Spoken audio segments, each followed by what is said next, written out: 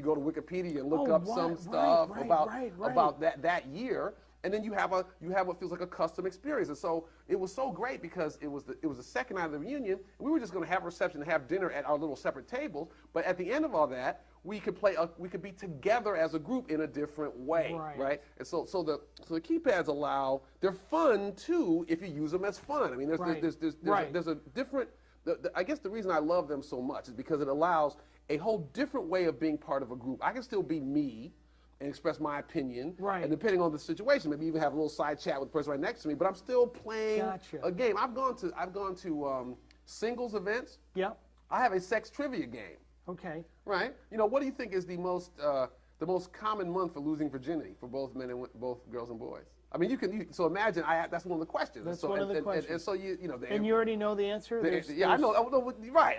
But it's fun. The question is fun, right? So you give people time to think. It's a very sad question, though, isn't it? Well, I don't know if it's got to happen some. There's got to be some. Well, let's see. Weddings are primarily in the summer months, right? But school graduation is the end of June. So I'd love to say July and August or June where weddings are involved, but unfortunately that's probably not. The correct answer, my friend, is June. Yeah, I think I got the picture there. But the point is that you can use these in a variety of ways. Like my company has used them for people's birthday parties, right? So you could gather information about somebody. You can integrate them with pictures. You can say questions like which of these stars would be most likely to play the guest of honor in a movie, and it's just fun. So some of it can be information questions. So the point is that it provides a new way of people being in group together, in community together. And that's what I love about them. I've got this question here for you.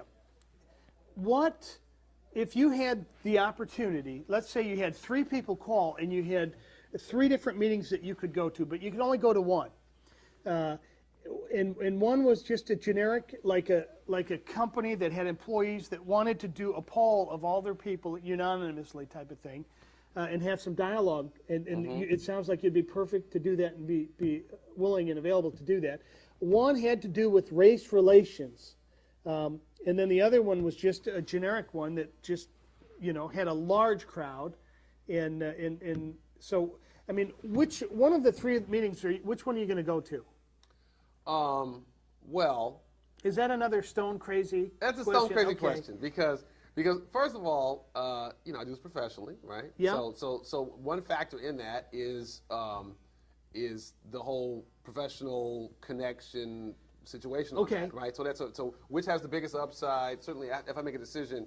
My first goal is to do all 3 of them and move things around so I can serve all the clients. Good answer. But if I had to choose, I think I would choose.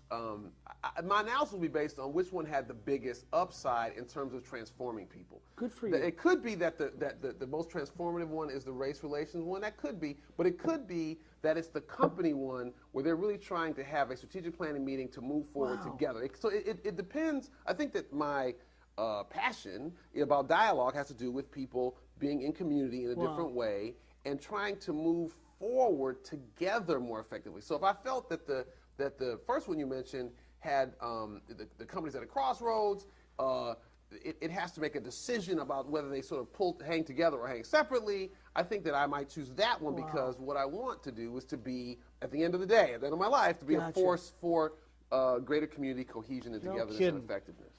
All right, are you affordable, Dr. David Campt? Sure, I've worked for corporations, I've worked for nonprofits, I've worked for foundations, I've worked, I would consider myself, I mean, I've been doing this for a long time. Yep. So I'm not a rookie, but I'm affordable, sure. Okay. All right, and is there a number or a website? Would you like to just tell the audience anything that you'd like? I appreciate that. You can just look right at the camera. So my phone number is, I purposely got an easy to remember phone number. It's 510-610-5102. Wow. Right? 510-610-5102. Has a little rhythm to it. Okay. I have 2 websites.